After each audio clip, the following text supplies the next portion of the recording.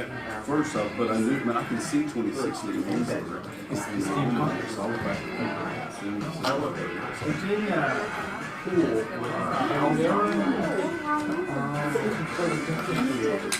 what's going on, buddy? Yeah,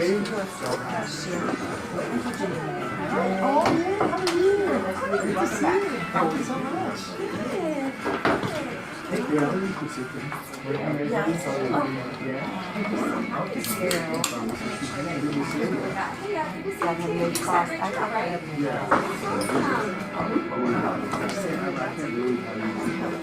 Oh, so he sent pictures. Well, the algorithm likes popping you up into my feed, so I like seeing where you're at. Every year I know that you're going to be at some awesome trip. Makes such great clear content.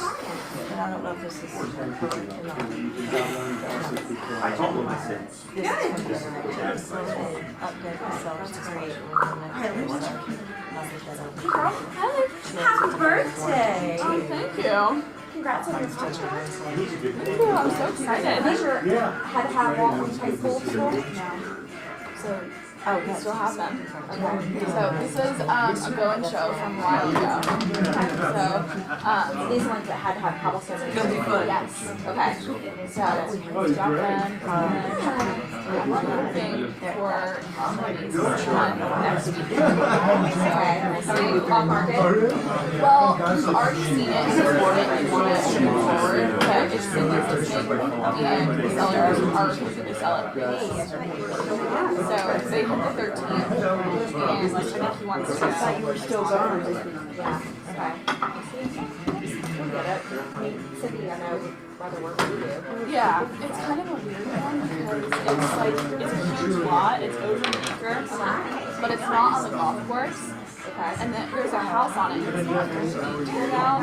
So, Pine Valley? no, yeah, yeah, but it's weird because, you know, he wants it as a tear down. So, you know, to pay 1.2 for land that's not on the golf course is, Let me see if I have it. Not on the golf I course? didn't. but the house is livable. And then you're Oh, the buyer. you're a buyer. I can give it Yeah. For him, it's a tear down. Yeah. But for regular, yeah, any other buyer, it's probably a buy now. Yeah. Well, at least you're putting opportunities in front of us. This is true. This is true. That, free work and all this is really good. In terms of, what do you think? And then we go to the gym. And then maybe do like a bar dinner with my family. But we're going to the Braves game on Friday, so that's kind of the Hispanics always wanted to. Oh my gosh. And I said, well, you know how the Irish are Mexican. When they were on their way over on the boat, they stopped in Mexico. If anyone comes up to you after you lay down the law and you want to join this team, you need a help screening. Yes. Not 40. Yeah. I was But thinking like, she could people take travel of like, And I said, you know, that's what I well, that's why I signed up for it. And if I had signed up for it, I would have all the way across the line. You know what I mean? But I was like, no, I might be like,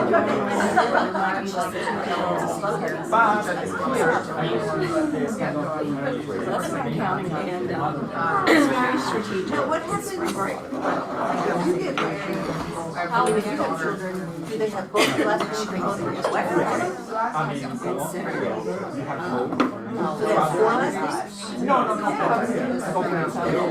can pick which last names they have. One has a contract with or a couple last names. But whose last name is it? Is that your dad's last name? That's the Florence.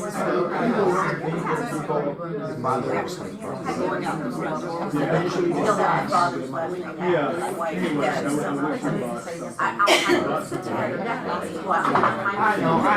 I should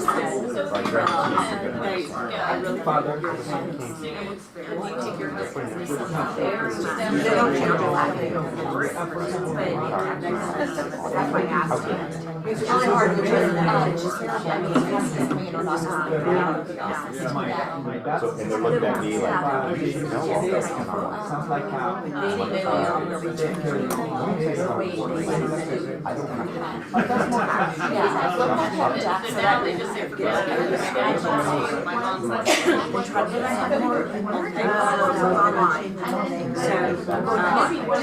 with the envelopes.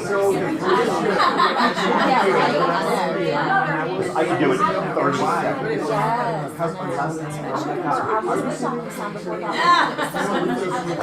you have the same last name.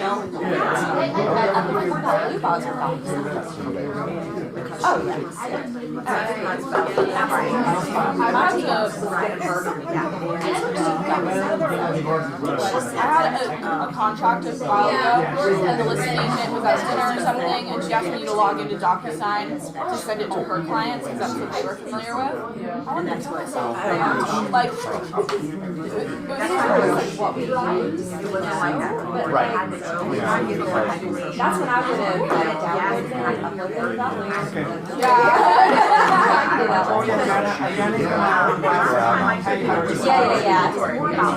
Yeah. Maybe Like I did it. I haven't Was about Good morning, Miss Virginia. So, She's gonna send because I say, it's everything, all I do. That's oh my gosh, I have like 5 templates, some from like 2019. Like, Well, Haley's probably like, I mean, I know I can because I have done that, like I'll grab. If I don't have all yeah. I know, I realize I've done that when it's weird at the top, I'm like, this looks like an old contract. Wow. Okay, let me make sure. Yep.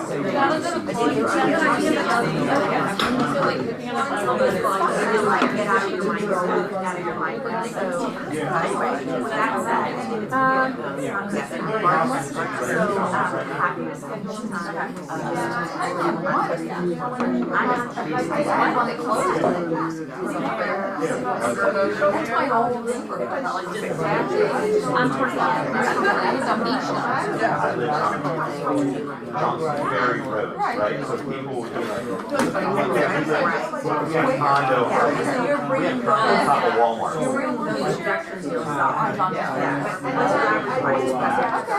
Where that little hill is. So we had that ice storm years ago. We just sat in the front yard watching them.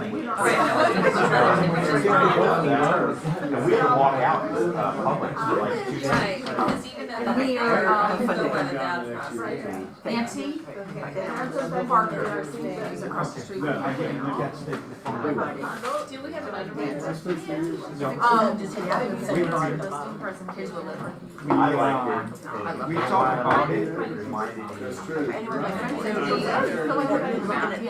So it's interesting, because we almost, but then he said, looking houses in the mid 300s. So I said, you really have to start with the land. Covington Bridge, I wanted to be on the water, so I kept one safe down. There was one on Pond Lane, and then it was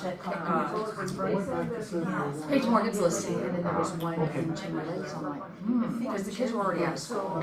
So what happened was, right, they were getting ready to go. Somebody in the office, I got to have one No, I didn't make the decision. I was going to just lock the So line. that one when you come in the front, right before you get to the ponds in each side, the one on the right there, the two houses, that's my buddy. Right, so I didn't know what this was. It's so blue. Josh Nelson. I know, if you don't. It's on the right, it's on the I think right, right before, like if you go through the woods, it's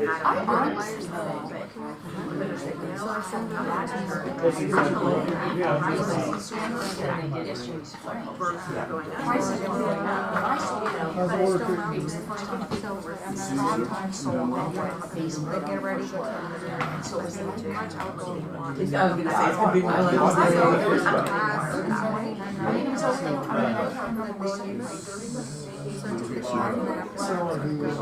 And then they gave me some. Right. But I did all right, and got over there and canceled the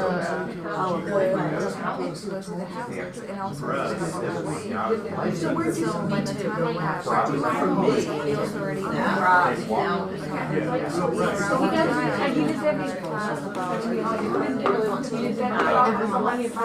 Oh, all right.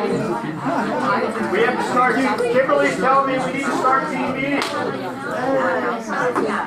So unfortunately, you guys get me today because Jim is on his way to Universal Studios with his grandson, and so I am here to lead the meeting today. So anything good? Does anyone have any good news? Killers usually very good. That's good. We have It's a Kelly spring break. here. Oh gosh. That's good news. Any good news? Spring break. Spring break. Spring break. We're here. Okay. Writing your first contract.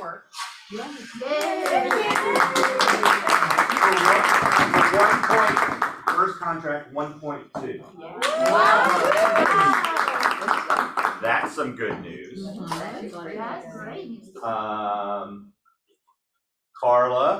Carla's new about 2-3 weeks, and she made some phone calls and has someone is thinking about listing their home. She was cold calling through around one of events listings, right?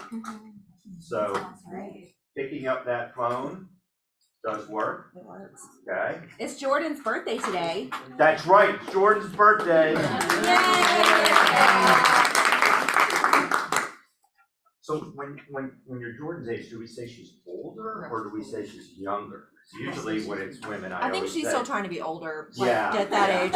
I think once you hit 25, you're like, just it you wanna stays at stay. 25 or 30, whatever, right? All right. Next.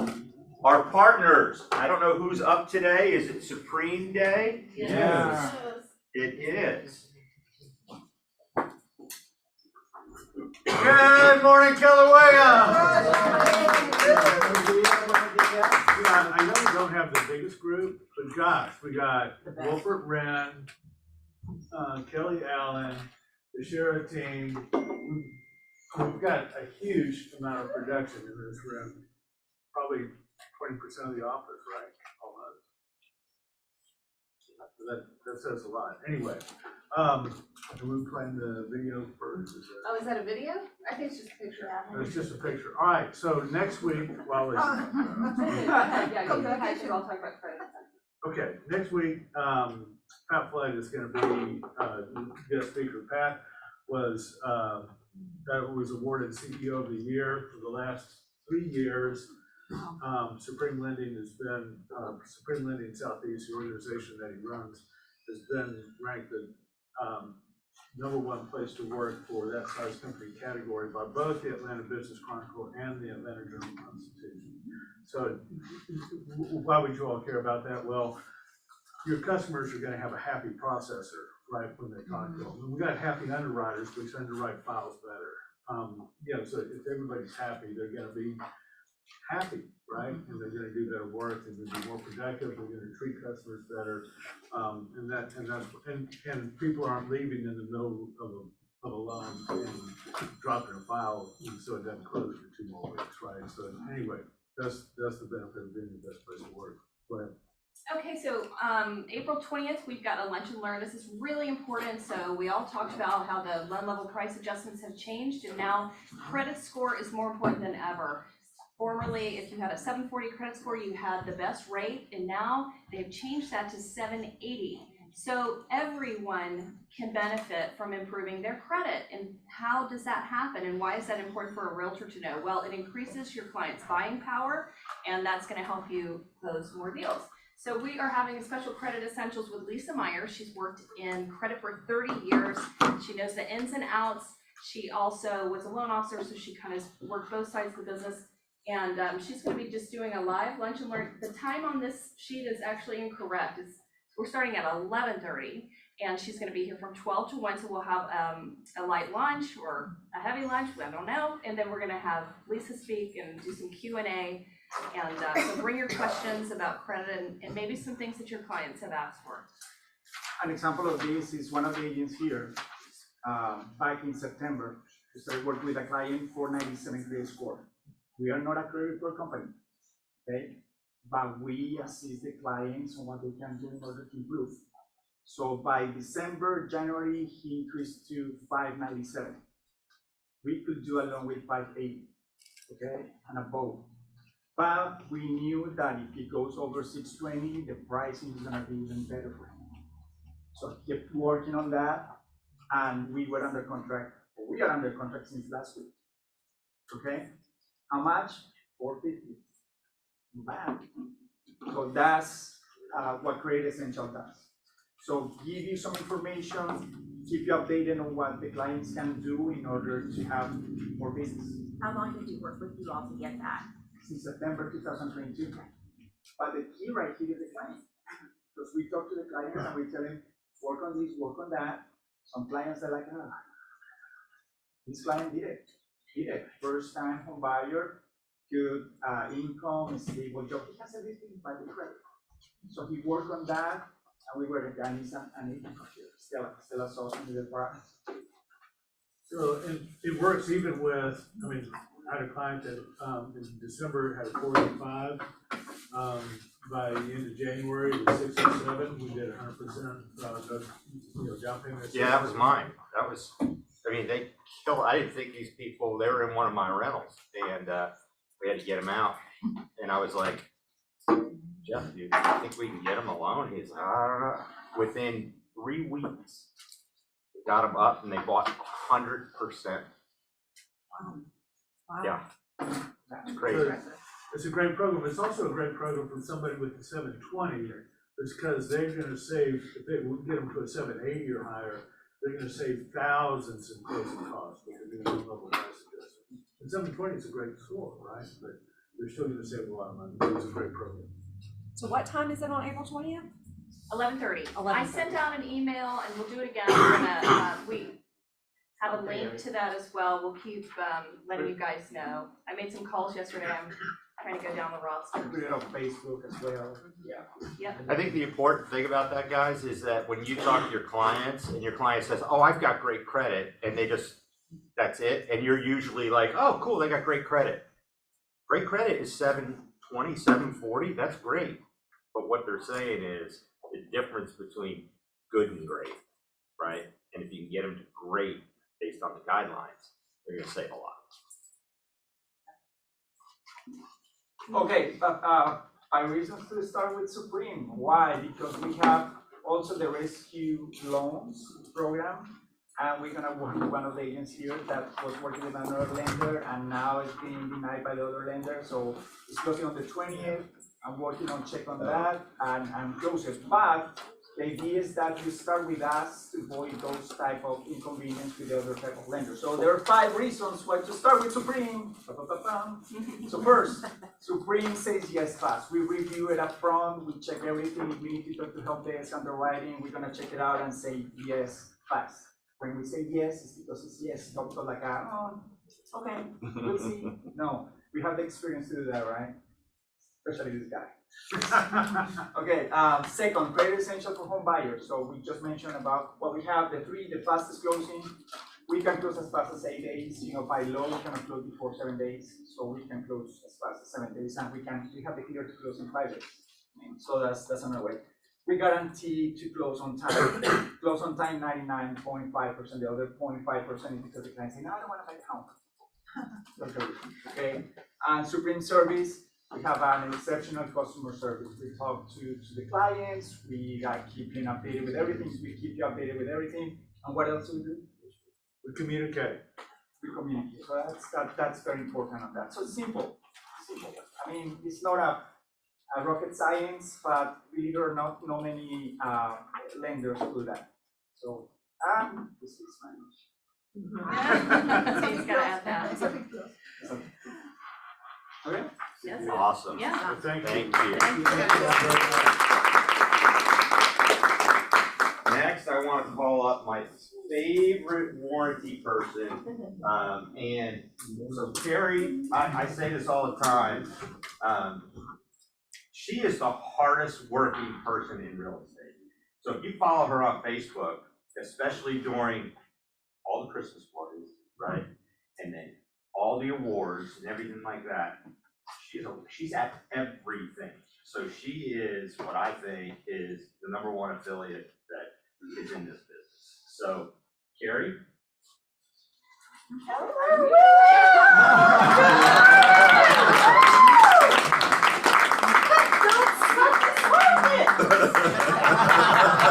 One thing that Keller has taught me is to go bold and big and stand out from everybody, right? Okay, so you guys, in case you don't remember my name, what are you gonna think of, like, when that warranty lady who dressed up as Richard Simmons, right? That's me, all right.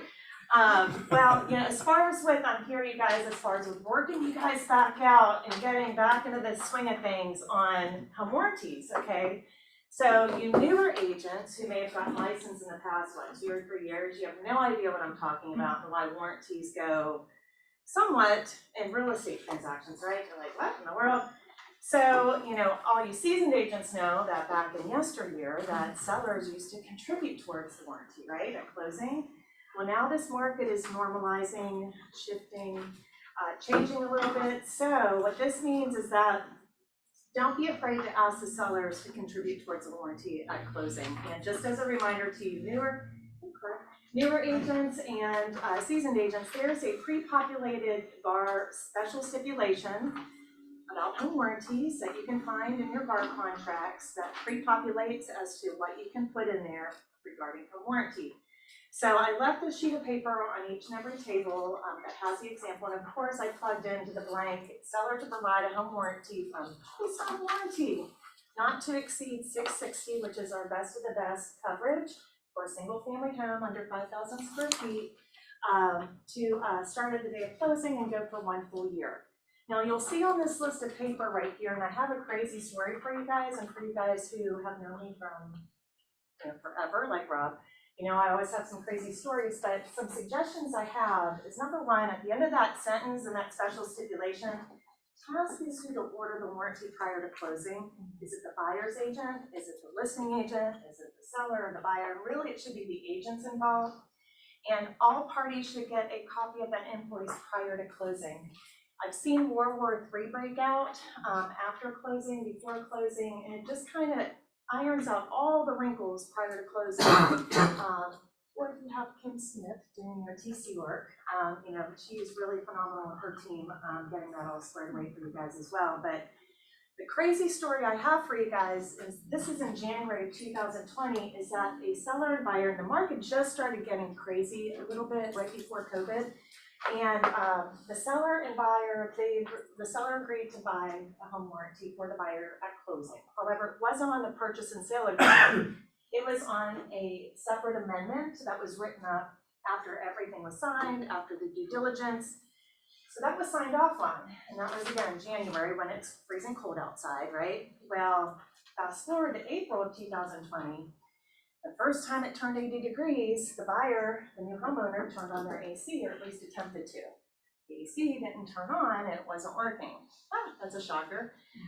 So guess what? This buyer, new homeowner, was like, oh, I have a home warranty that the seller provided me, and I have a brochure in my closing packet.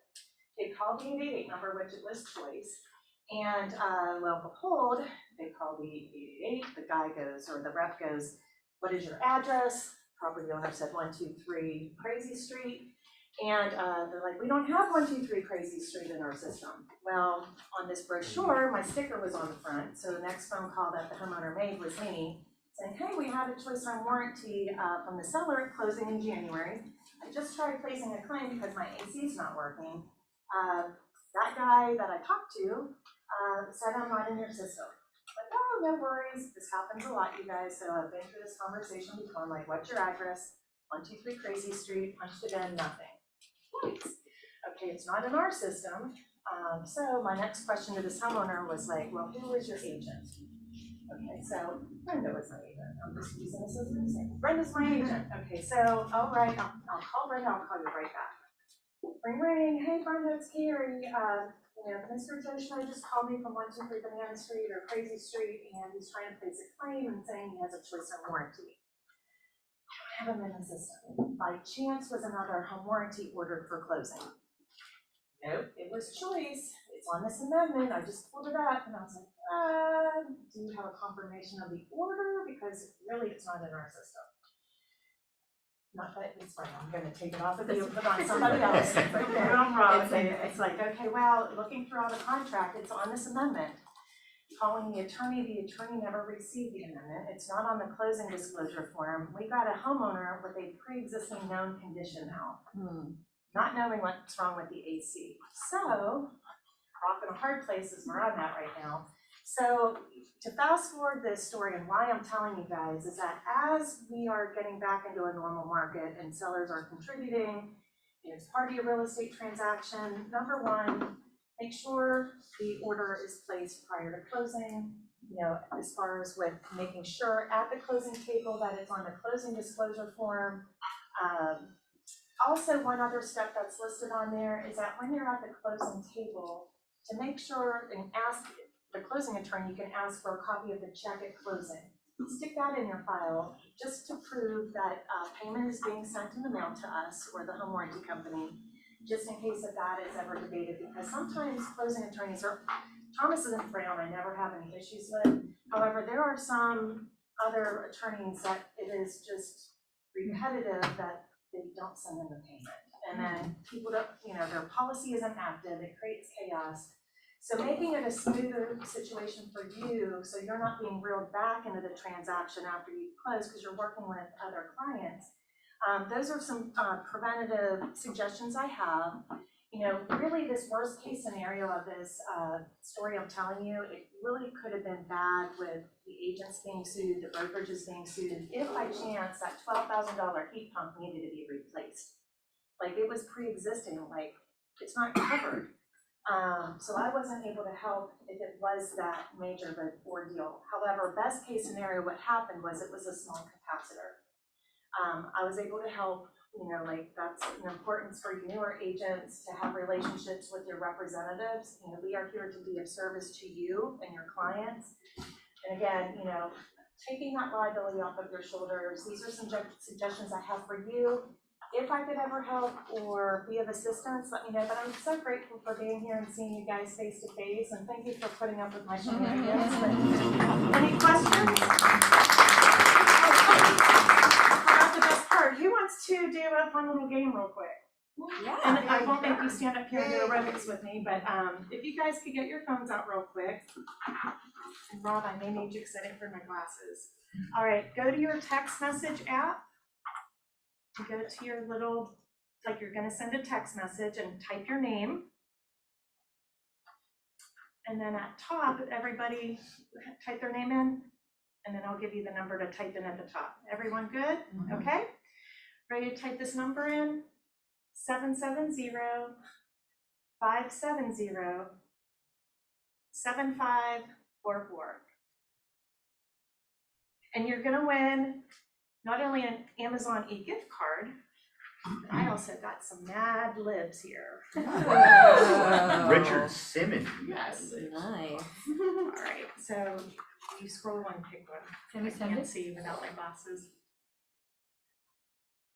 I just picked one. Say that name, I can't read. Jordan Rush,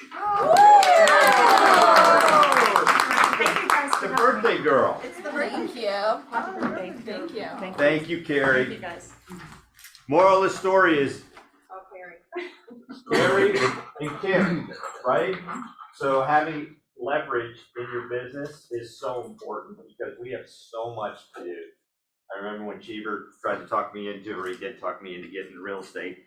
As a lender, I said, there is no way I'm gonna become a realtor. I've been dealing with realtors for 20 years. They gotta deal with everybody. At least when I'm the lender, it's my rules, my gold, right? So get the leverage in because you have so many moving pieces. I don't care how good you are, that's a simple little thing that gets dropped, so. Okay, who wants to pick one? Gina? I would say communication. Communication. If there's open lines of communication and there's full transparency and you've started to build that foundation from the first phone call or first interaction. And when does that really come into play? I think it starts at the beginning and it goes all the way to the closing table. That's so true. Open lines of communication.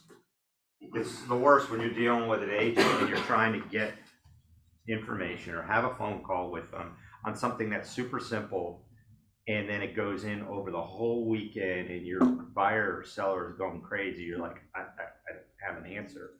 And you know, we're in an immediate society today where everyone wants something like now. So awesome. Group coaching. So Lisa, Yes, you're gonna do this, I am. working with your database. You wanna tell us anything about it? Just keeping up with who you know and adding people to it and how to systematically stay in touch with them. So, And hopefully discussion too. yeah, so Lisa and Mary, so when I walk by their office all the time, the doors are shut, right? And they're in there, they're on their phone, you know? So I tell newer agents all the time, if you're in this office, just walk around, right? And, you know, you see people or you don't see people, there's a reason. They're here, they're working. I mean, Brenda's a great example, you know, she's up here in the corner, so a lot of people don't see, I'm like, she is on the phone. I mean, I had a conversation with her, I came up, we had a problem on a deal, and she's on the phone, she's like, and then she pulls me out of her office for us to talk, so her staff could still be on the phone, right? So, I mean, she does a lot of business. She could have just, you know, hey, all right, let's talk and everything. She was like, boom, boom, boom, right? So be on the phone and be in touch with your database. Awesome. How to find leads and convert. Okay. So Kelly's going to talk to us today about something a little bit different, but this is so big, right? Converting leads, right? 72 sold, right? Or whatever lead source you have. I say all the time, there's not a bad lead source. There's not a bad lead, right? But how do you convert those leads, right? So being a converter over time is a skill that you have to learn. And that's not just with the first phone call. I mean, what's the average amount of touches that you have to have with a lead source or a lead? An internet lead, probably 8. And Yep. it could be, 6 months. Tony? 7. Yep. So Tony is a newer agent, but he was in the LIFT program with me and Michael, and people are like, oh, these leads stink. No, I hate to say it, it's always our fault, right? Because we're not making the follow-up calls, which is the hardest thing to do. Not getting a lead, actually following up, because people are busy this week, right? We're not at the top of their mind. They're at the beach or whatever, right? But deep down, they still have that need. It just hasn't come to the top yet. So we just need to be constantly in touch. I think our problem is that we just don't have enough leads. And so we try to make leads that people that truly don't want to move right now, we try to make them into now leads. Yeah. And it's the best thing is to be able to nurture somebody over a period of time. We all have these stories of someone that you've been dealing with for 3 years, 4 years, 5 years, and they're like, oh, you got that deal. You're like, you know how long I've been working on this deal, right? They think it's easy. I think the longest I had someone was 5 years, right? But then after that 5 years, I got 3 deals, right? He had 2 condos he wanted to sell so he could buy his new house. It was worth the wait. So, awesome. Command happy hour. I am not the best at command. I will tell you that right now.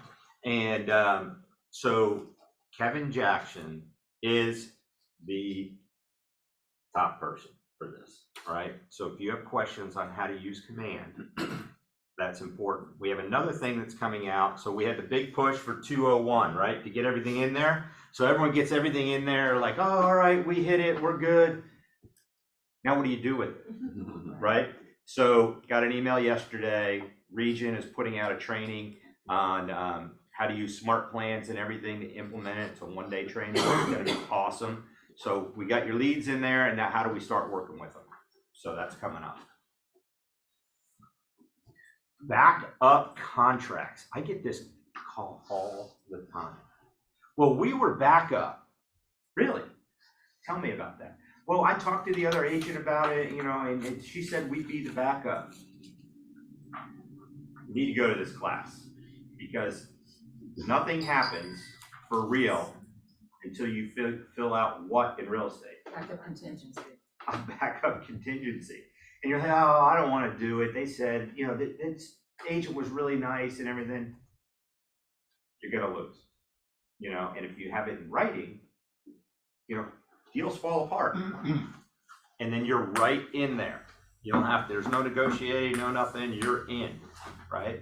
So come to this class. Red Day. So when I first came to Keller Williams, I was like, what is this Red Day thing, right? And it's really amazing across the country, all on the same, really the same week or so, this Red Day. And we're giving back to the community. We have 2 different ones that work with the Musk Ministries, and do you remember who the other one was?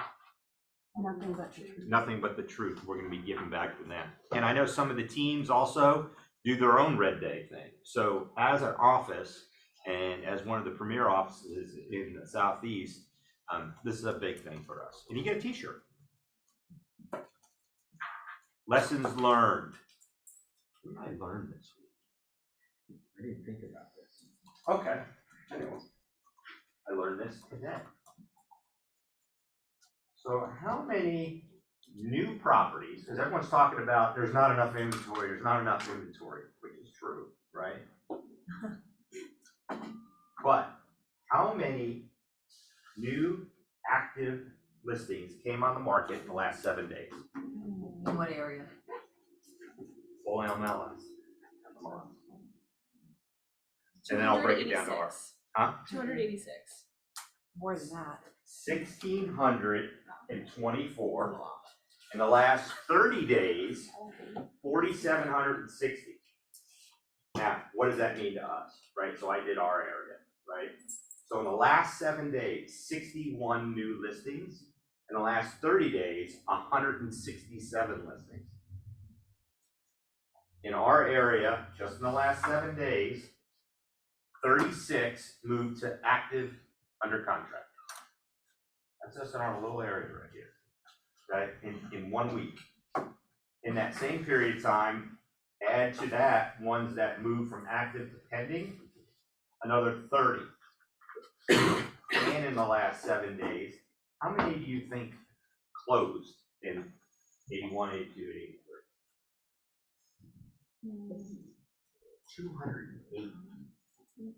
So when I pulled these up, I was like, holy cow, that's a lot. You know, we're talking about inventory being down, right? In the last 30 days, 4,760 went live. Okay?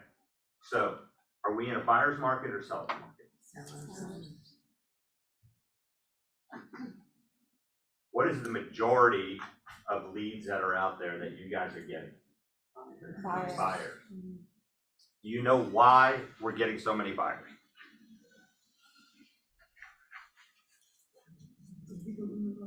I think they know that the market has normalized.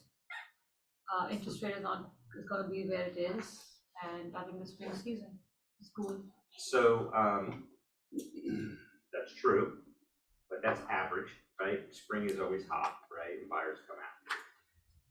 The millennial generation, right? Not a millennial, but there you go. The millennial generation is the biggest pot of people turning 33 years old ever. And that's the average age of a first-time buyer, right? It's, I mean, on the chart, they are off the charts, right? So these people that are leaving their parents' homes, right, need to go somewhere else, and there's just not enough roofs for these people. So this is not going to go away It's gonna be around for a little while. So, we need to work really hard on these listings. And we're gonna talk about it today, of these people that are saying no, right? And they're saying no because they're getting their information from where?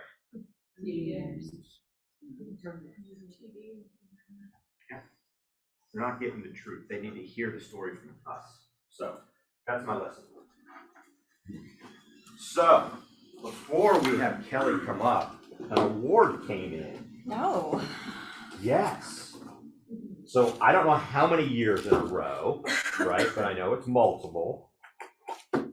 That Kelly Allen and her team, MREA. Does everyone know what this means? Who can tell? Clark. Millionaire real estate agent. Millionaire real estate agent. So they did $1 million or more. I know probably more. So I'd like to present this to Kelly. And Jordan. Yeah, actually, we take our picture real quick. Yes. I can't because I left my phone on Somebody- because I'm trying to be What where is my this, the feet phone here, are. right? Okay, yeah, here. On her birthday. I want Aw. Could it go there? No, it's fine, hold to on. stand on the chair. Look at this thing.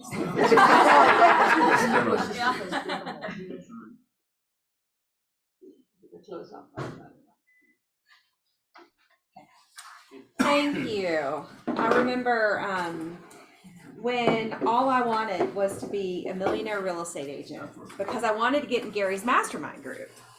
Not because that obviously the GCI that you make when you're a millionaire real estate agent is nice. Like the more you make, the more you spend, right? So anyway, I don't know how many years it's actually been since I was.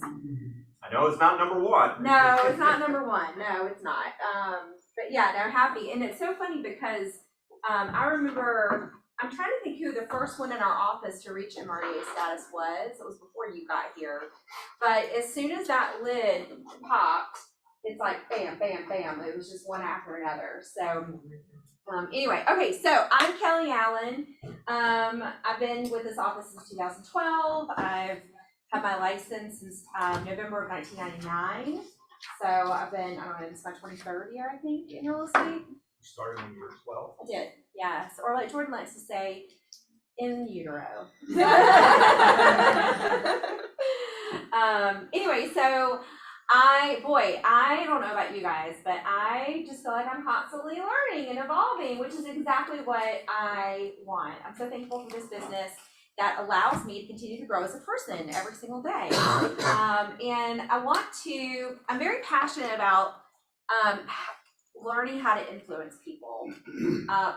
Because if you don't learn how to influence people, then you are going to be reacting to however they are reacting to whatever they are giving their attention to. And I like control. I like to be able to drive the conversation and help people understand, help people move past their fears, right? Fear. Yeah. So I wrote down a quote, and the art of influencing people without irritating them is the most profitable skill you can learn. Napoleon Hill said that. I just love that. Without irritating. The art of influencing people without irritating them is the most profitable skill that you can learn. So we have to, first of all, get to where people are. Where are they right now? What do people think right now? What do people think right now? Interest rates are high. They think whatever's on the news, whatever the news is saying. Yeah, so we've got interest rates. Are they high, low, falling, rising? High, the market is going to crash. Okay. We're going to have a bad economy. If I sell my house, I'm Go gonna to lose the my crash. low interest rate. So we better not. Say that and save again, our Kim? money. If I sell my house, I'm gonna lose my low interest rate. Yes. Ooh, that's big right now. Yes. Is that a fact? Yes. Yes. Yes. It It is. is what it Yeah. is. Yeah, it is what it is. Yeah. Well, what we're going to talk about today is what is the pain of their situation, and is the pain of their situation greater than the fear they have in the market or the pain they have in moving in this market. Okay. All right, so I know this is kind of hard to see, but where are people's stress levels right now? Through the roof. Through the freaking roof. Cortisol. Cortisol is high right now. Guys, and here's why it's high. So I just did a quick Google search yesterday of what people were Googling about real estate over the last 7 days. Here's what I got. Will real estate prices go down? When real estate prices are expected to decrease? How real estate agents make money? Why, I can't even read that. Why real estate is a bad investment. Oh my God. Right? Home sales spike in February as median price drops for the first time in decades. That was for like a hot second. That was for like a day. More home sellers are sitting out of the spring housing market. Weak housing demand is bumping against supply constraints. Guys, this is just all over the last 7 days in the news. So this year is the first year in a few years that the media is working against you. Because guys, the last couple of years, the media has helped us sell real estate because they've talked about what? Market inventory. So how fast the homes are selling? Yes, home selling fast, low interest rates, right? Appreciation. Appreciation. Yeah. You can afford more. Yep. Yep. You can afford more. The whole supply and demand, it was just rush. Yeah. So guys, the media is not helping us anymore. And we have to understand, first of all, what does the consumer, what do buyers and sellers or would-be buyers and sellers out there right now, what are they thinking? What are they hearing? What do they believe? Where are they getting their news from, right? How do we find that out? You listen. You ask, and then you listen.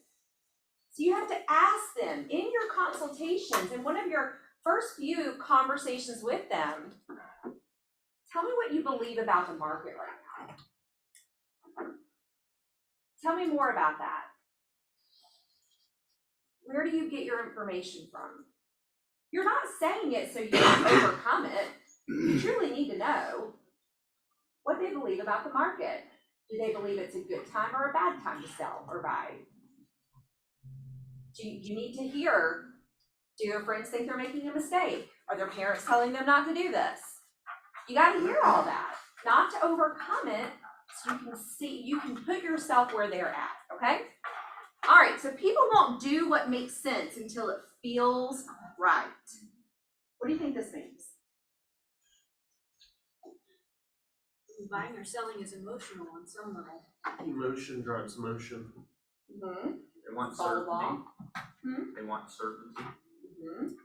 Are they going to get certainty? What they If feel like.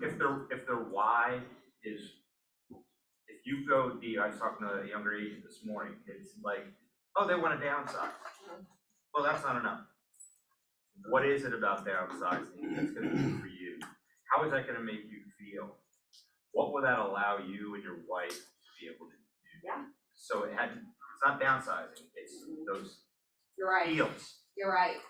If the opportunity outweighs the fear, or the chance, the vision versus the fear. Yeah.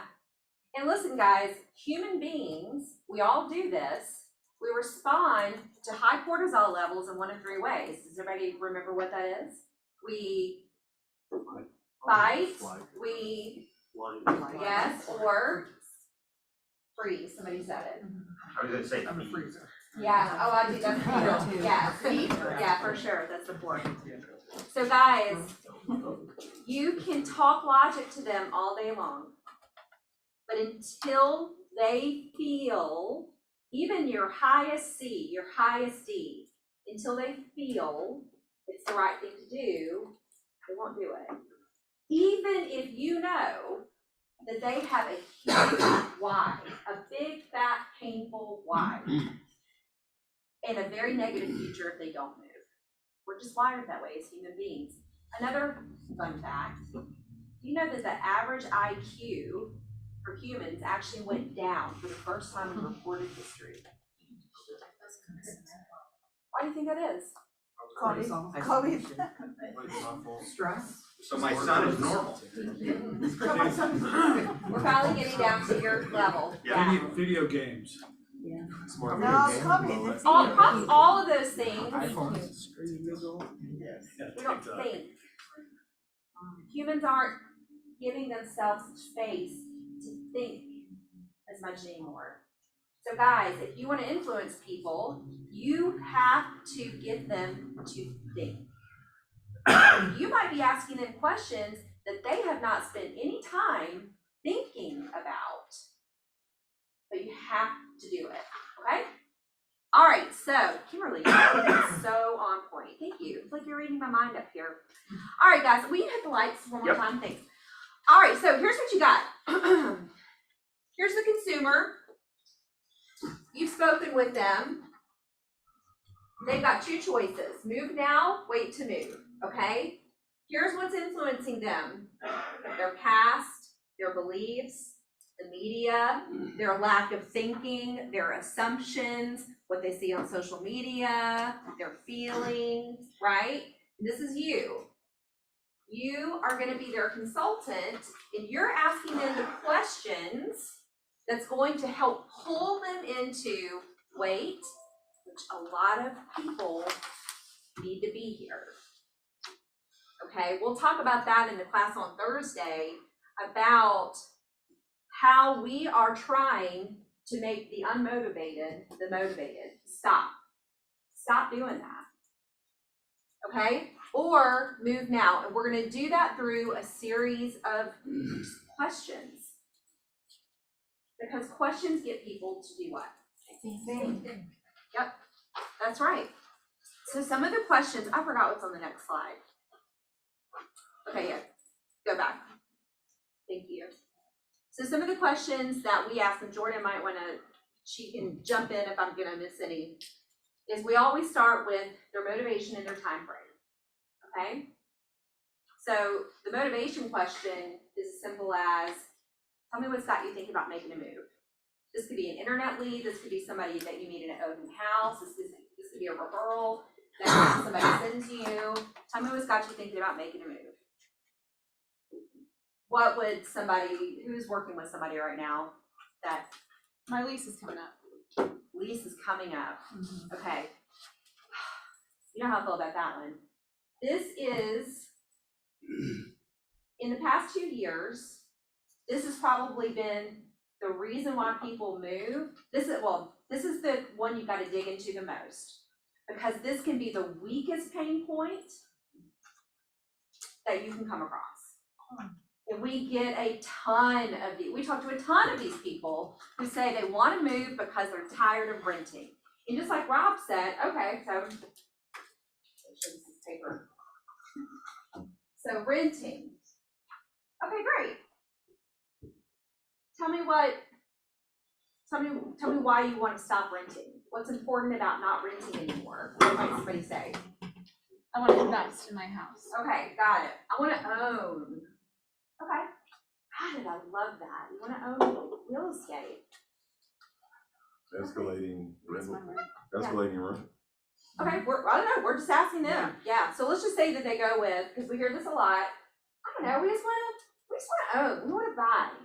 We don't want to throw our money away and rent anymore. Awesome. So what that looks like for you. Okay, so now you're getting them to think, okay? So what might they say? We're building equity. Yeah. Usually start with, I don't know. I mean, we're just like, then they'll start throwing out terms that they hear. I mean, we're just like throwing away our money, right? We're paying somebody else's mortgage. Making our landlord rate. All these like key phrases that we've all heard. Got it. Yeah, I love that you think that. I can tell that you take your finances seriously and you're really interested in building wealth. That's great. Let's fast forward a year from now, nothing changes. Tell me what that looks like for you. Now, that question, now you're getting into pain. How painful is their situation? So guys, they're either gonna say, I mean, let's renew our lease if we can't find it. Well, first they'll usually say, what do you mean? Well, you know, I mean, if nothing changes, let's say we're, you know, talking a year from now and, you know, you're still in the home that you rent and you haven't bought anything. Tell me what that's done or hasn't done for you. Well, I mean, it would suck, I guess, but, you know, I mean, we'll be fine. We'll just renew the lease. And it's only gonna be an extra $100. It's probably not worth moving. Yeah, and guys, some rent's not even going up anymore. Right, now it's starting to come down. It's now cheaper to rent than it is to buy. Last year, we were able to say, we had, again, the media helping us and what was extenuating circumstances. I mean, it was easy to move into home ownership because it was so expensive to rent. It's not anymore. So guys, my point in this is you have to go deep, deep, deep to get to their pain, because if somebody tells me, I mean, we'll just extend, it's not that big of a deal, you So know. Kelly, I had this conversation with, I mean, he's a great friend, he's a golf pro, right?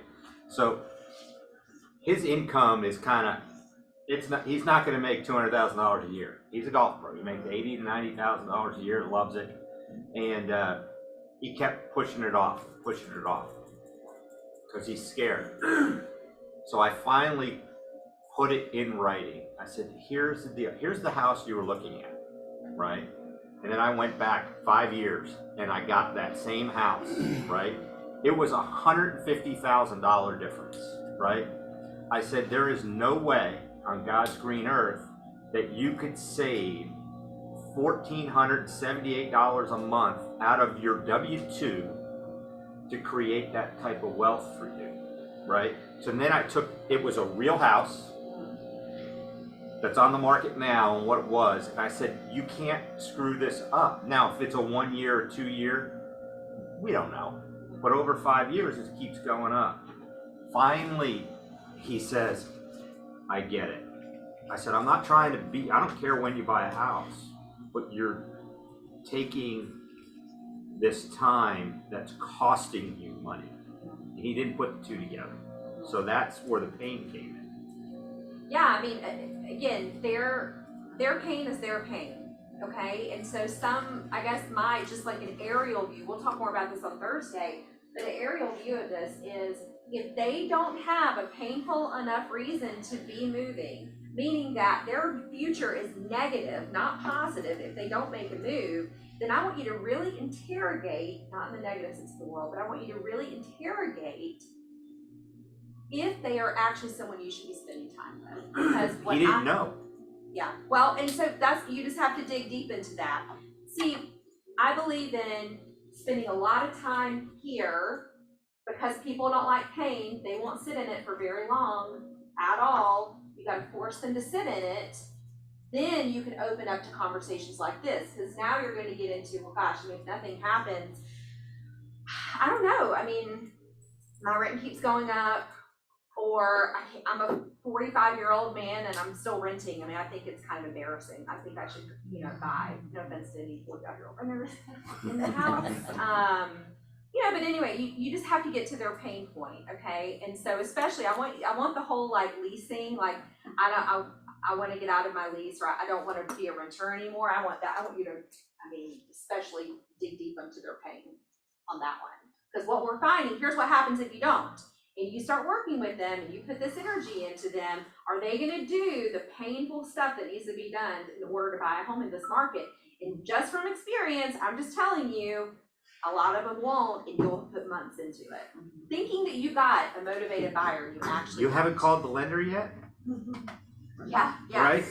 Oh, I'm getting to it. No, Yeah, it's like minimum standards. You gotta have minimum standards for who you're gonna work with. So again, we'll go deeper into pain in just a few minutes. But first, let me back up a second, because it all starts with, what are your beliefs? And it's funny that you can go, So you brought this up, and this is something that my team and I look at every single week, is and I started this because I needed us to have the belief that people actually were buying and selling in this market.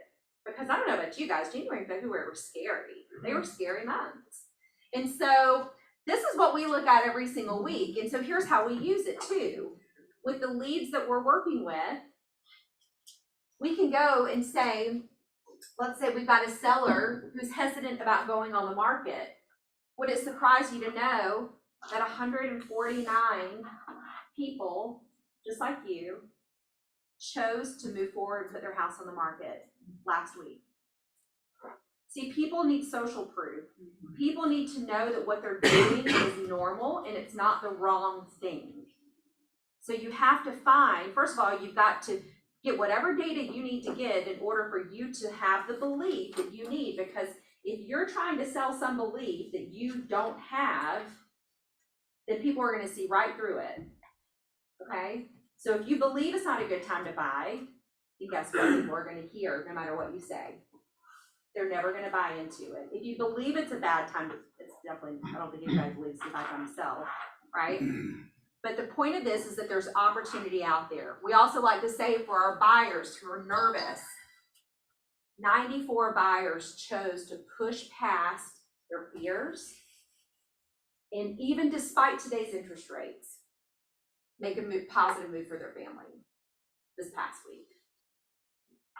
29 listings, 29 sellers are saying, I'm getting ready, I'm coming, right? Yeah, active under contract, we talked about that. So anyway, so these are just things that, like, what do you believe? And then how are you interpreting this data for the people that you're talking to? Again, with social proof. Because again, people want to know that what they're doing, the big fat decision they're making, is one that other people have made before them. So that's where you become a hyper local resource, right? Mm-hmm. This isn't nationally, this isn't all of Atlanta, this is right in your backyard. Well, and I like to show my team, if I were you guys, I would be thinking, I mean, how many of us needed to list 149 properties last week? Go big. Would it be nice? Right. But realistically, we needed to list 8. We didn't need, this is Cobb County, we didn't need all 149. That would have left 141 for somebody else. So this shows you, just like Rob was saying, there's opportunity. The opportunity is there. It is your job to go find it. It is not its job to come find you. Okay? Okay. All right, so how do you find their pain? Okay, so I put down here, stop working with unmotivated buyers. Stop it right now. Because y'all, here's what I tell my team, because I'm seeing it in a lot of their pipelines. You'll be surprised at the number of people who aren't truly motivated to buy, how they'll still let you go show houses to them. Can you believe they do that? Can you believe that? Can you believe we do it? Golden retrievers.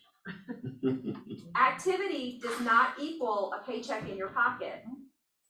So stop treating like busy is equal. All busy is not equal. And if you're spending your time with someone who's, gosh, if I can just show them one more, if I can find the house for them, they'll move if I can find what they're looking for, right? They'll move. I mean, they make plenty of money. No, they haven't talked to the lender yet, but they will. I mean, I know they're fine. Okay, got it. So here's basically the 4 parts to finding people's pain. Start with facts. What's got you interested in moving? You want to know the facts. So my lease is up. We're having a baby. My father passed away. This is the house he lived in for 30 years. We're getting divorced. 1 out of 3 divorces will have to sell their house. Okay, great. So now you go into feelings. So by the way, this is where most people stop and they go to options. You don't get to do that before you do this. Feelings. Gosh, how do you feel about that? If you know they're a high C, you might say, what are your thoughts around that? Get them to talk, get them to think. You might have to say, got it. So I'm hearing that this is kind of stressful for you. Tell me more about that. I don't want you to move past any of these until you go 2 or 3 deep. And go deeper by just saying, tell me more about that. Interesting. What are your thoughts around that? Can you elaborate? Can you explain more? I'm hearing this. I want to make sure I have this right. Can you speak more to that? All right, so now you have their facts. Now you have their feelings, happy, sad, pain. If nothing changed moving forward, what would that mean for you? Oh.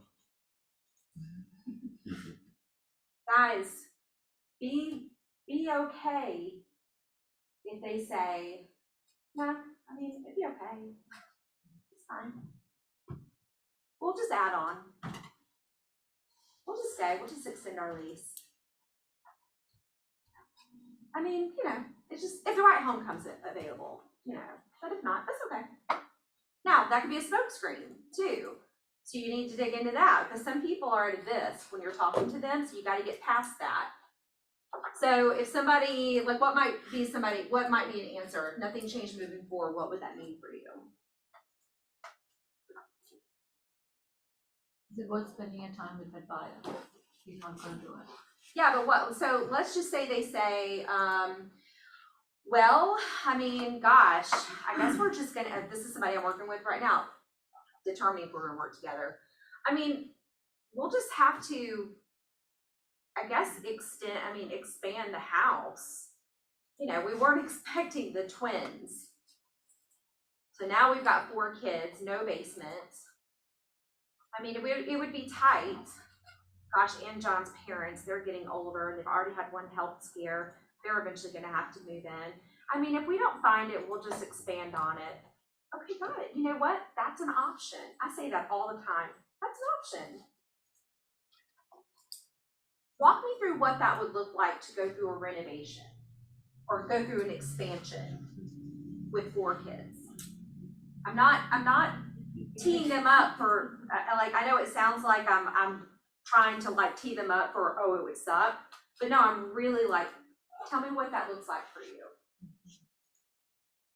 Have you thought about the reality of moving versus expanding? Let's walk through the pros and cons of each. Okay, let's fast forward a year from now, you expanded. What does that look like for you? Well, we still wouldn't have the basement, but I mean, we'd have that extra bathroom that we need. Well, John's parents would still have to deal with stairs, but okay, let's look at the other side. A year from now, we're sitting here and you've moved into a home that has a basement. It has space for John's parents. It's got space for all 4 kids and you, by the way. What do you think that looks like for you guys? So as I'm asking these, all I'm doing is asking questions, but now I'm putting them into a positive future or a negative future. I'm getting them to sit in their current present. Is it negative? Is it positive? Okay, so I'm just getting them to move back and forth from negative to positive, positive to negative, okay? Now, here's where you close for the appointment or the follow-up. I'm just thinking that you've got a couple of really good options.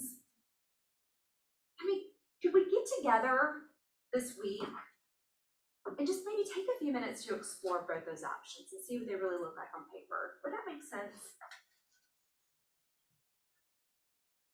Okay. Now, if they give you well, I don't know, we're not quite ready. for that. Okay, got it. Tell me more about that. Tell me more about, you mentioned your time frame is this. Tell me more about not being ready to meet now. To talk about your options. So guys, you're just constantly moving around here. So I want you to print this out, have it in front of you to remind yourself to slow down in these conversations and make sure that you focus on each one of these and continue to move around until you get a follow-up or an appointment. Okay? So what Kelly just did here, and I don't know how many people take it serious when you do especially right now, a buyer consultation. So a lot of us do a buyer consultation to get the BBA signed, right? This is gold because people will tell you, I think there's a saying that says, you treat people how you want to be treated, right?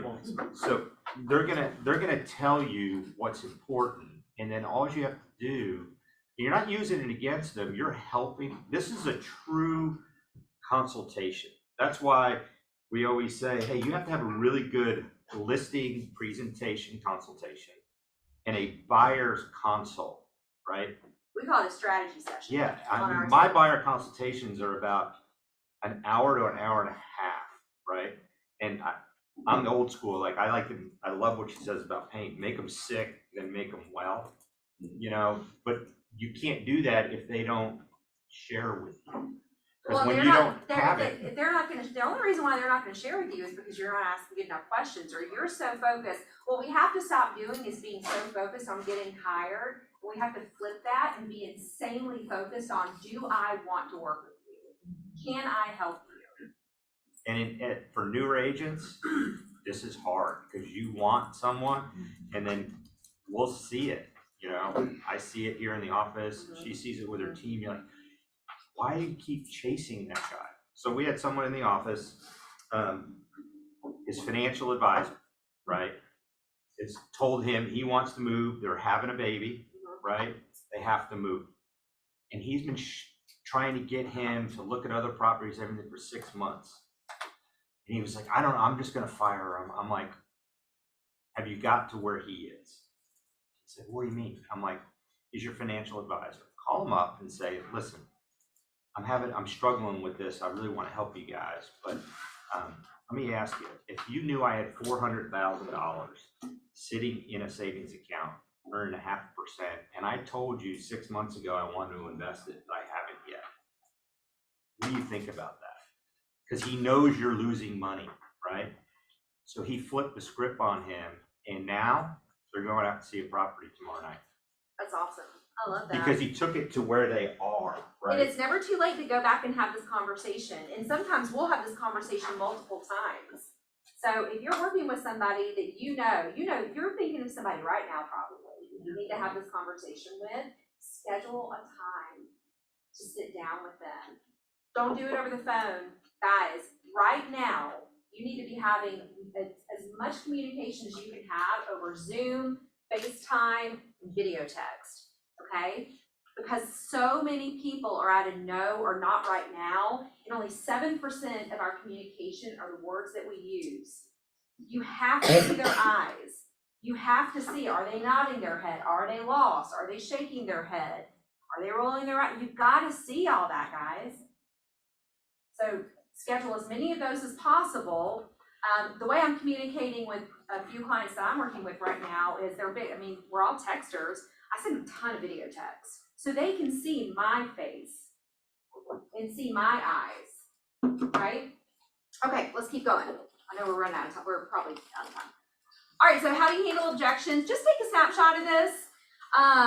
We'll talk more about this too on Thursday, but there's a whole art to handling objections. I've taught it here before. You're going to acknowledge first. See, what most people do is when they get an objection, they immediately handle it. Well, now you're just like, picture two opposing sides of a battery. You know how they just kind of do that, or magnet, they do that. That's exactly what you're doing when all you do is handle the objection.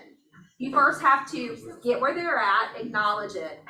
I can understand why you might have that concern. Ask to understand. Tell me more about that. Tell me more about what you're thinking. Then level shift. This is where you get them to think differently. I guess what I'm wondering is, and this is, you just brought like gave a couple of really good example of level shifts. I guess what I'm wondering is, how much money are you continuing, or how much money are you willing to continue losing by not buying?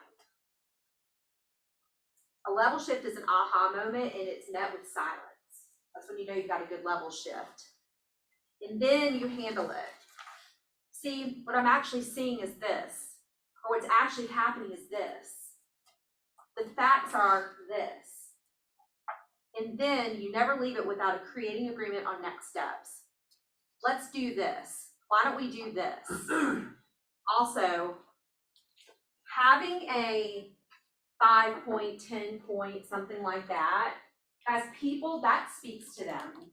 It speaks to their desire to get facts and be brief. So whenever you're like calling to set a consultation or something like that, I would put together like, what's your 10-step or 10-point process for netting sellers the most? What's your 5-point process for making sure buyers pay the least in this market? And then use it. But create agreements on the next steps. If they give you an objection here, boom, you're back up to acknowledge, and you go through the whole thing again. Okay. All right, how do you show home? So this, again, we're talking about influencing people. So we started with when we first talked to them as a lead, we're going through the process now.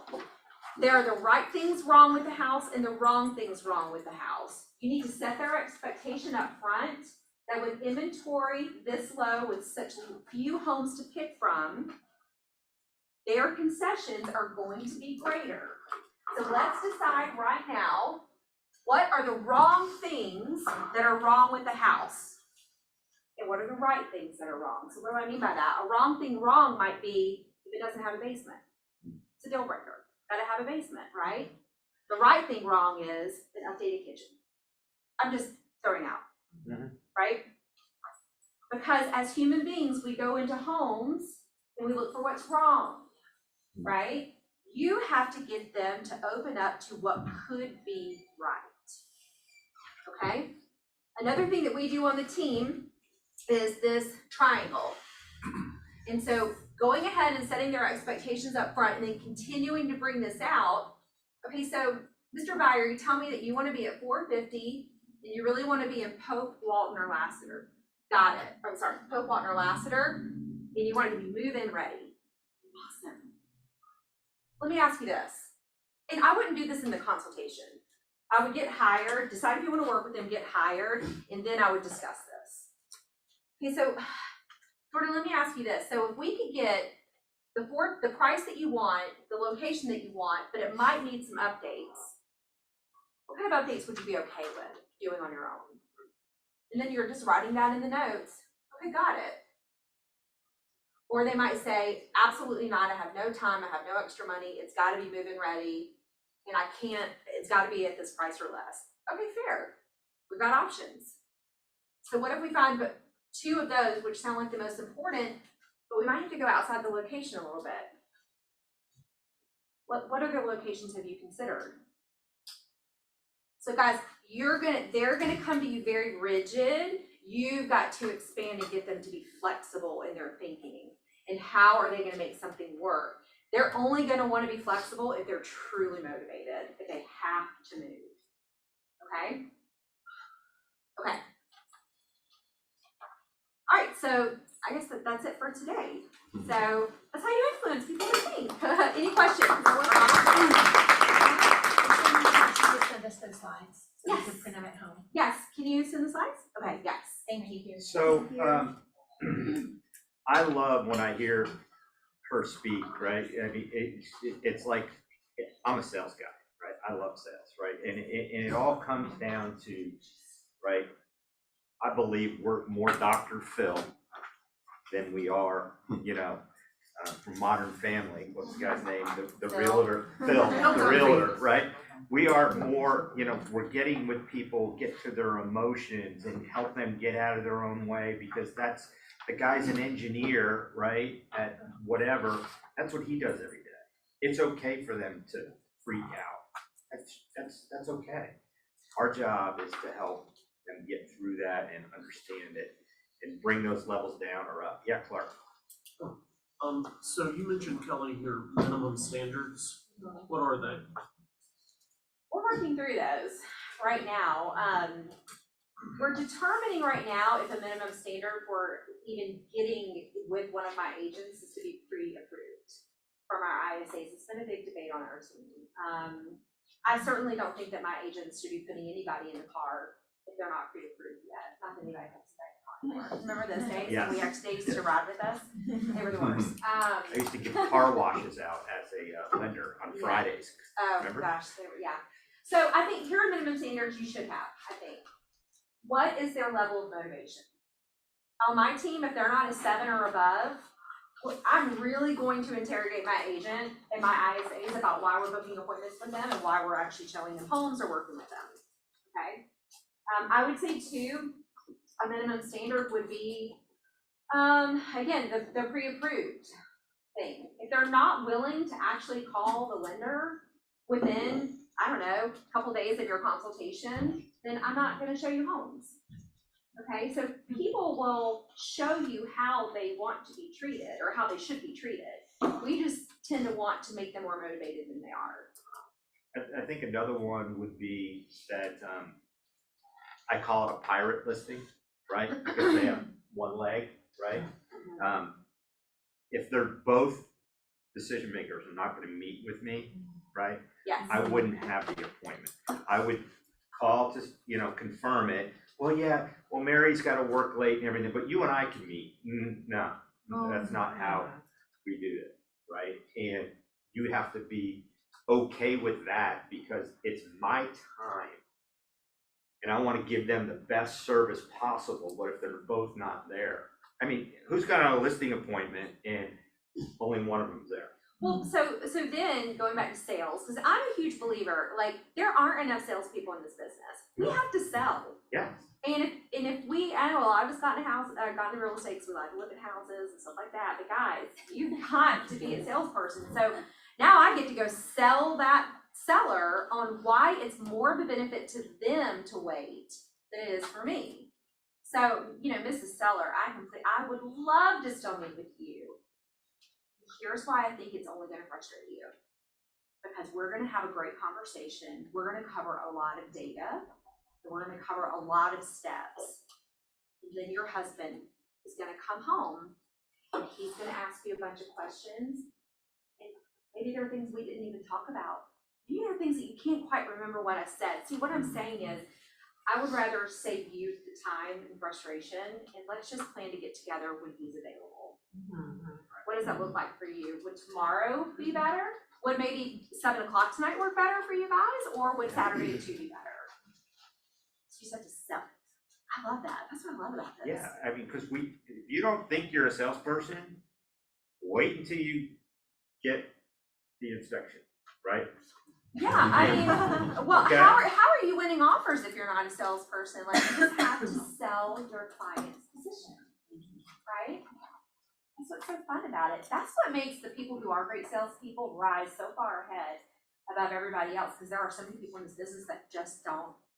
And for the last few sales. years, we took orders, right? Yeah. We really did. I mean, if you look at, you guys had Zillow, we had Zillow, right? And it was just boom, boom, boom, boom, right? Because there was a lot of properties out there too, right? And you just took orders. And if they didn't buy it, you just got another one, your phone would ring. Those have all gone down. So when you get someone of quality, man, you've got to either make it or drive a stake through their heart, twist it, and move on to the next one. Yeah. Yes. Kelly, how would you answer the question? You're meeting this person and as a result, they agreed to sell and to buy with you. At the end of the day, when they identify the house that they want to move to, because they don't want to move twice. Okay. So we need to buy and then in the process of buying, we can be ready to sell. So, you find a house and they start thinking, questioning, decision to sell the property. They're able to buy without selling. But the question is, should I sell it now? Or I will lose my equity, or I will let it sit down and rent it for a year or two and see how it goes. What would you answer the question? Is it better for me to sell it now or rent for a year or two and sell it? Well, so I would go back to, remind me why you started thinking about selling it in the first place. This is not new news that they've got equity, right? So you gotta go put them back in the shoes that they were in 2 months ago. Tell me what was important to you about selling the house, okay? And then they're gonna say, well, whatever, we didn't wanna own 2 homes, or whatever they might say. Do you know what they might say to that? Yeah. What would they say? They thought that would not be qualified for a new house without selling. Oh, great, okay, perfect, okay, They got did. it. All right, well, you know what, so fantastic news, financially, you're in a solid position, I love that. So let's play this out, right? What are the pros and cons of keeping a house and renting it versus selling it out? And so I would just go through, tell me what pros you're thinking about. Why would this make sense for you to keep it and rent it? You gotta get in their head and see what they're thinking. There are a lot of pros. Well, we have a really low interest rate. We know that we can make $3,000 a month. Our mortgage is $2,500 a month. We're $500 a month cash flowing. Those are really good, actually, reasons to hold the property if they can, right? Okay, so what else? You're not feeding them any answers. You're just saying, what else? If they ask you, you can certainly, give your advice too. Obviously, we're real estate agents. I mean, we believe in investment properties. We believe in building wealth. So then on the other side, okay, so what are the cons that you talk about? What might be some drawbacks to this? We would be a landlord. We would have multiple properties, calls in the middle of the night, things like that. Got it. So what I'm hearing you say is this, and you're just gonna repeat back. And then you're gonna let them make the decision. Because I have to be honest with you, there are gonna be a lot more people who are thinking about holding or who will be holding their property because they're sitting at 2.7% interest rates. And that's exactly what they should do. Okay? Yeah. So you would not encourage them to sell? I'd encourage them to build wealth. I would encourage them to dig into why they started this process and what the pros and cons look like. And then I would let them make the decision. If I'm encouraging them to sell, that's probably because I want that money. If we're being totally honest. Yeah. I want them to sell. I was counting on that money. Okay, no, we're not. I know you don't do that. We don't do that. We believe in building wealth. We also believe in the lifestyle that people want to have. Now, here's what could happen. We don't know if prices are going to continue to go up over the next 12 months. History tells us they probably will. Worst case, they might level off. So I would say, a year from now, let's look at that. What does it look like? You've had a tenant for a year, whatever. So just ask questions, and they need to be the ones to make the decision. That shows that you're being their best advocate as well. Yeah, we're in this for the long haul, not for one transaction, right? Yeah. And Okay. chances are, in 12 months, they will come back to you. If you've chosen to dig that deep and have that much transparency and conversation. Yeah, I would help them find the renter. Right. Mm-hmm. Yeah. Okay, any other questions? What other questions? Did you go through a Keller Williams course when you were first diving into all this? No, well, Bold is what started it. Okay. I mean, gosh, you did Bold with me a lot. And then Kate Patulski has been my coach for years, and she is a neuro-linguistic coach. And so I've just been exposed to her for as many years as I've had. And it's just changed the way we do consult. It's changed everything about our business. So it's practice, right? So she got good at this by practicing it and role playing it, right? Over and over and over. So it's so important to do that and to be able to say, I mean, I told you, Carla, this morning, right? You were like, oh, they want to downsize. Okay, that's not the end of the conversation. Yeah. What's so important? Always go 3 deep, 2 or 3 deep on motivation, because what it really is and what it is at the end is more about feeling than the motivation. Well, What is it gonna a good do way for to you? cheat too, so Allison on our team, she'll write down pain, and then she'll write 3 lines below it. So she'll write what their pain is as she's talking to them, and then she forces herself to, she remembers to go deep, she's gotta fill in those lines underneath it. What does it look like to take back control? So if you are showing a buyer and you show them and they're unmotivated, and hearing this conversation, I see where maybe I've overextended myself. And so what does it look like to take back control without insulting them, but just kind of like, I shouldn't keep showing so many properties? Like, what does that conversation respectfully look like to still honor them and preserve their dignity, but honor myself as well? Well, you're having it because you respect them and you respect yourself, right? Second appointment. Yeah, so I would sit down and I would say, listen, you know, I don't know about you, but I wanna make sure that I am meeting your expectations. And right now, I just feel like I'm not.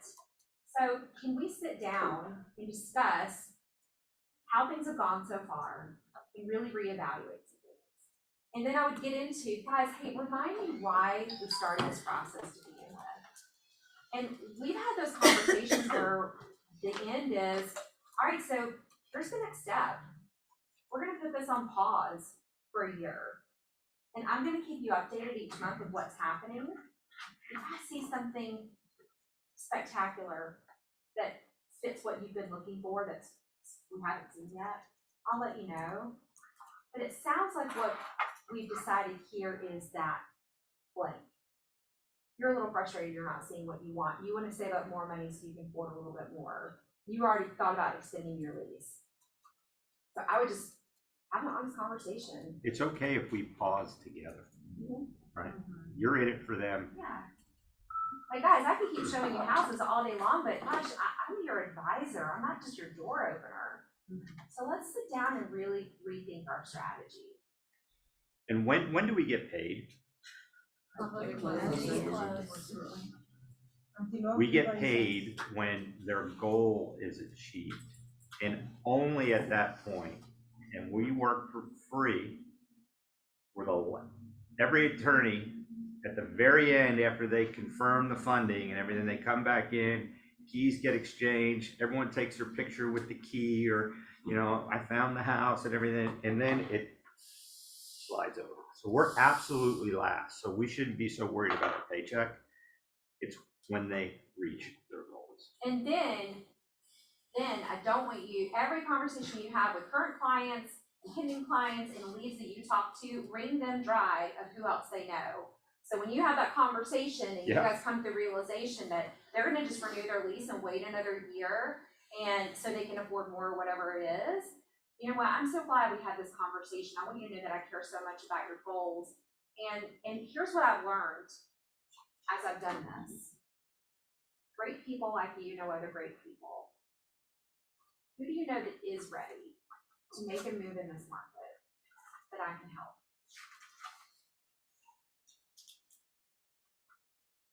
Ask everyone that you talk to. Your Because past most clients. likely their friends and family are in that same, they're all talking about houses. They're all talking about real estate. Mhm. Yeah, exactly. Yeah, we're wringing, I picture it like we're wringing everything dry right now. Who do you know that I need to know? Yes, and if they say, I don't know anybody, got it, who do you know that might know somebody? I mean, just keep going. You don't ask, you don't get it, you know? Awesome. Everybody sign up for Thursday. Yeah, come Thursday. Come on to the beach, you know, we might as well learn. Thank you, Kelly. Thank you, Kimberly.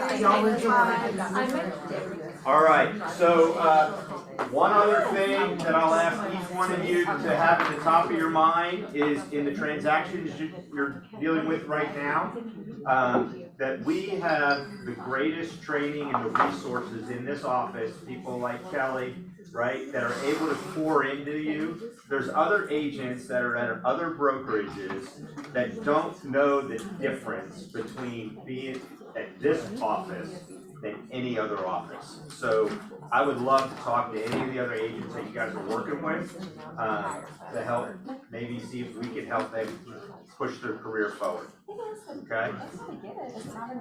Thank you.